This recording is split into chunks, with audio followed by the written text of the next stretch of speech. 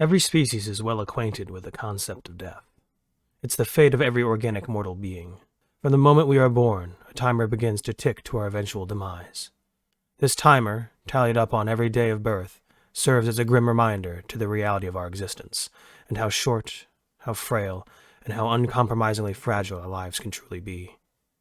This day of birth, or as the Ilnashans call it, the March Towards Death Day, is a sad, somber affair where family and friends collect to recount tales from their past year, recollecting on mistakes and follies, in order to better understand how to prepare for the increasingly shortening future.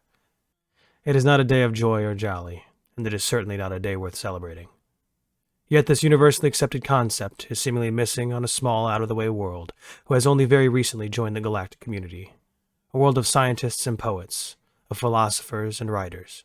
A world that has fully embraced the concept of death, and instead of fearing the march towards it, seemingly celebrates it. It is a twist on the very notion of what a day of birth is. It spits in the very face of the day that we hold so close and sacrosanct to our hearts. A day of careful, purposeful, measured reflection.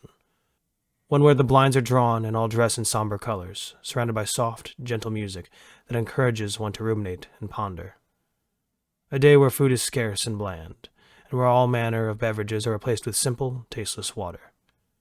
To encourage all of one's mental faculties to be devoted to that self-reflection. It was a day carefully curated and designed to pay deference to that slow but inevitable march towards an encroaching death. And it was certainly not meant to be a day of celebration. So you will excuse me if I was rather baffled when I walked into my consulate's office one day, only to find all of my human staffers lining the walls up in bright, colorful banners, candles, and other archaic implements, all flanking a veritable banquet that all served to highlight the large cake in the very middle. The likes of which had human lettering and script, spelling out the most ghastly of words, reserved for the most somber of occasions. Happy birthday, Ambassador Eleanor. I was taken aback by this. Indeed, I was offended for a good few minutes as they took my shock and panic in stride and sat me down in front of the cake. A pointy, cone-shaped hat was soon affixed to my head, followed by a strange oral device some of them held in their hands. One that made a terrifying high-pitched sound, reminiscent of the Rantar rodent.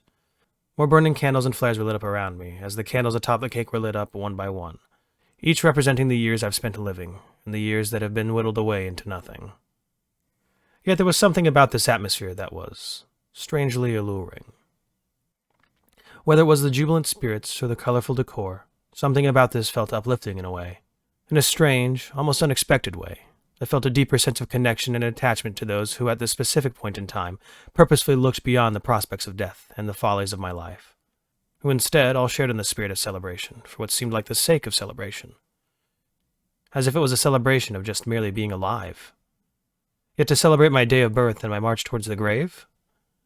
It still felt too taboo for me to truly wrap my head around as I glared at the chief perpetrator of all of this, my human secretary, who smiled vividly.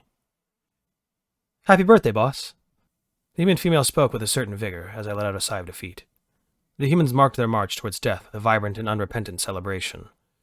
They did so while seeming to be wholly indifferent to their mortality. That was what I learned from my first birthday party.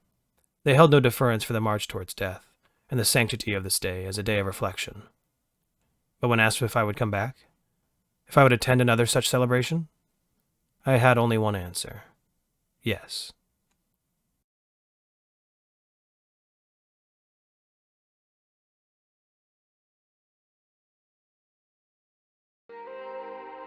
Hey everybody, thanks for watching.